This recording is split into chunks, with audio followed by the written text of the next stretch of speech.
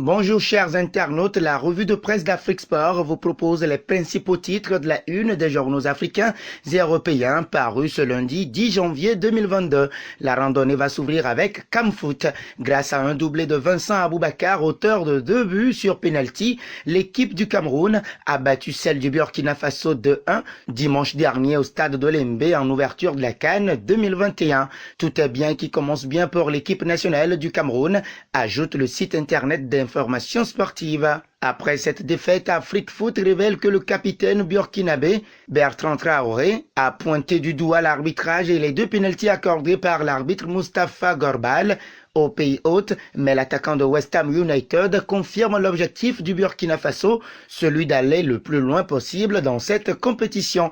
Restons au Cameroun où il fait bon vivre, mais avec DZ Foot qui informe via un communiqué officiel que 3 journalistes algériens, tous représentants des différents médias sportifs nationaux et venus couvrir la CAN 2021, ont été agressés à Douala, au Cameroun. Un représentant de DZ Foot figure parmi les victimes, précision du site internet sportif algérien qui appelle donc la CAF, la COCAN et les autorités locales pour garantir des conditions de sécurité suffisantes pour l'ensemble des acteurs de cette CAN, qu'ils soient sur le terrain ou en dehors. Toujours dans la vague de nouvelles, CNews annonce que la situation sanitaire de l'équipe nationale du Sénégal n'est pas rassurante, à en croire à Aliou Cissé qui s'est présenté en conférence de presse d'avant-match en compagnie d'Idrissa Gana Gueye. Kalidou Koulibaly, Edouard Mendy, Famara Diédhiou et bien d'autres sont positifs au coronavirus et devraient manquer la rencontre face aux Warriors du Zimbabwe.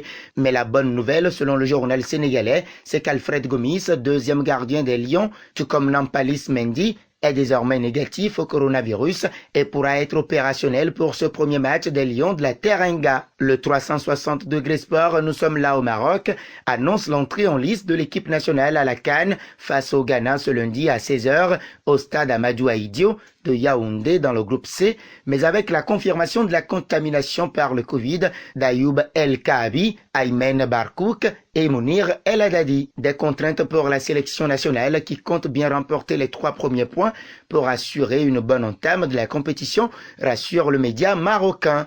Cap sur l'Hexagone avec l'équipe qui fait remarquer que quand Kylian Mbappé ne marque pas, tout est plus difficile pour le PSG qui a souffert pour égaliser face à l'OL lors de la 20e journée de la Ligue 1 française.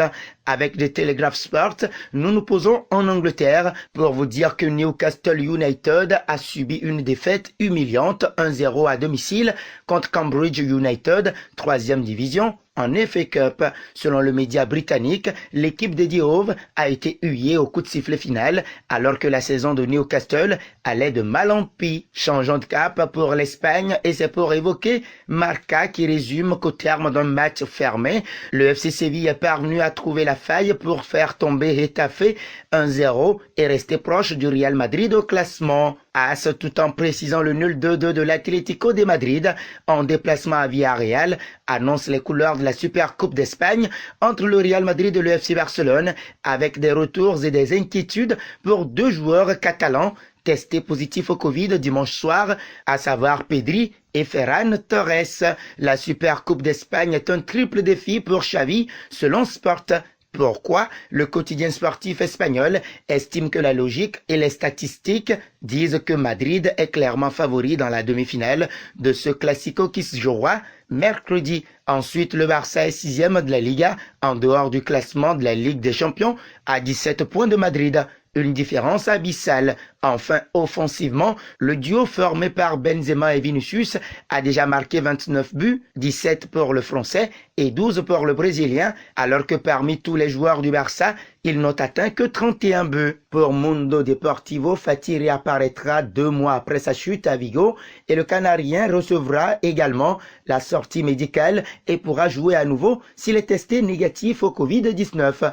Pedri, ajoute le journal ibérique, est toujours en attente des résultats de son test PCR. En Italie, l'Inter est un rock, titre aujourd'hui le Corriere dello Sport. Après avoir dépassé la Lazio, les Nerazzurri restent à +1 sur Milan et ont une course à relever. Les défenseurs sont exaltés avec Bastoni et Skriniar, buteurs. Et Inzaghi vise maintenant la Super Coupe. Milan gagne aussi à Venise. Le doublé d'Ibra et Théo Hernandez s'en occupent. La Juventus et l'Italie espèrent un miracle, selon Tuttosport, car l'équipe de Maximiliano Allegri, privée de Federico Chiesa à la 32e minute, ligament croisé du choc face à l'AS Rome, espère plusieurs retours de ses joueurs.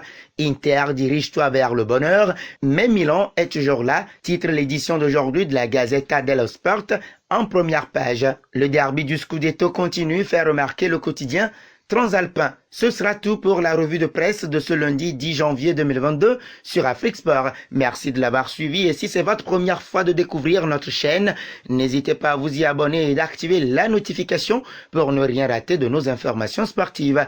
La question du jour est de savoir quel Milan voyez-vous remporter le Scudetto en Italie cette saison. Vos réactions seront très attendues en commentaire. À demain.